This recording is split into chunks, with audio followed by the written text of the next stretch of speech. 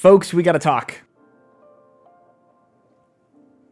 I am seeing an influx in videos about and comments asking about composing fast. Now, on one hand, I get it and I'm with you. I'm an efficiency nerd. I love when my tools can work for me. But on the other hand, I think that this whole obsession about composing quickly is starting to become a roadblock for creativity for composers. I want to talk about why I think this is happening, where some of the problems are coming from, why I think composers are actually asking the wrong questions, and what they should be asking and doing instead. So first of all, let's talk about YouTube and educational content in general. I am a YouTube composer. There are a lot of YouTube composers, and if you're watching this video, you probably watch YouTube composers. I can tell you personally that when I'm making a video, I'm thinking about two things at the same time. I'm thinking about making a good piece of music, but I'm also thinking about making a good video. Even if my video is completely uncut and it's me composing, you're still seeing me at my best. And that's because I'm trying to make something that's entertaining and interesting for you. I tell students this all the time. I don't know if they believe me, but when I'm working on client work, it takes me 2 times, 3 times as long as it does on YouTube. Sometimes that's good, sometimes that's not so good, but the reality is I would never show you a video where I'm struggling and banging my head against the wall because it wouldn't be that fun to watch. The second reason I think composers want to learn how to write fast is because they feel that the efforts that they're putting in are disproportionate to the results that they're getting back. When I started writing music, I was super young. Super young, like 7 years old.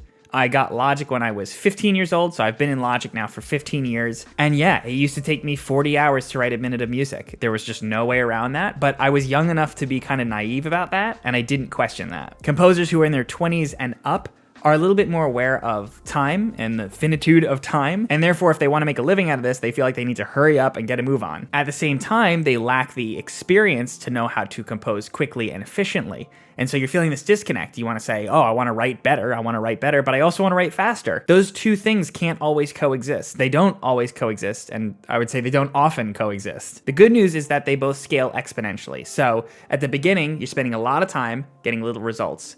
Over time, you have to spend less time to get good results because you have more experience and you've learned your tools and your software, and you're just overall more experienced at knowing when something's not working. The third problem is this mentality of looking for shortcuts. I get it. Seeing a video about a hack or a secret or a solution is really tempting to click on, and there might be some really good content in there. I hope that I can provide good content even if my title says secret or hack. At the same time, the reality of this is there are no true shortcuts to getting good. It takes time, experience, and effort. I have been composing for over 20 years. I have made a lot of mistakes, written some really bad music, taken a really long time to write some really bad music. I've done it all, and I continue to do it. Remember that this career and this passion of yours is a lifelong one, and if you want it to be a lifelong one, you have to cultivate some forgiveness for yourself, some patience, and some ability to praise your own abilities even if you're not totally happy with the results. Now we've talked about some of the whys of why I think people want to compose fast.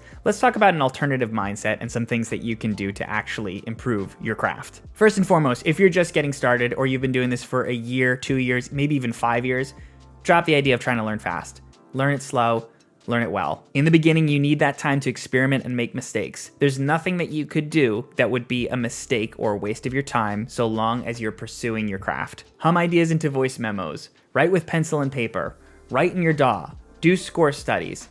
Practice at your instrument. Improvise at new instruments. Whatever it takes for you to explore music and creativity, do it. Now the next step is to start practicing fast and good as two separate things. If you want to practice writing well and writing something that's really fleshed out and polished, it's probably not going to be fast, but accept that. On the flip end, if you want to improve your writing speed, try writing something fast and accept that it's not always going to be good. The way I used to do this is I would set a timer. I would say 5 hours, I have to write a minute of music, go. Whatever came out at the end of that was what I had. And you know, oftentimes not very good, sometimes okay. But just like studying for a test, you know, that process actually helps you to understand your time limitations and helps you to work within those confines. Now, the final step, and this is really something I think you should be doing maybe 5 years plus into your craft, is to look for repeatable tasks to automate. This is where the machine part of your brain turns on, and most of the YouTube composers start talking about this part of the process because they've already been composing for a while. This part will look something like this. You're working in your DAW, you're composing for a while, and you say to yourself,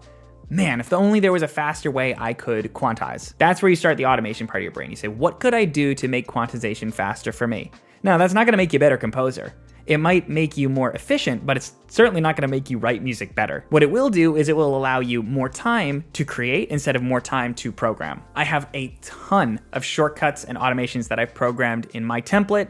I also made a course on super speeding your music composition. I don't recommend you take this unless you've been studying your music for 5+ years, but I do have it and I'll link that in the description. But these are the things that you do once you're already familiar with your craft in order to expedite your process. In short, I just want to put it on the record here that I don't think composing fast is always a good thing. I think composing fast can be helpful when you need it, but I don't think it is the right answer for everyone at every stage of their career. I strongly encourage you, learn your craft, enjoy the process, be patient with yourself, and in time you will learn to write fast. That's it for this video. Hope you enjoyed it. Leave your comments if you want to share your thoughts. Leave a like if you enjoyed and subscribe for more. I do weekly videos for composers.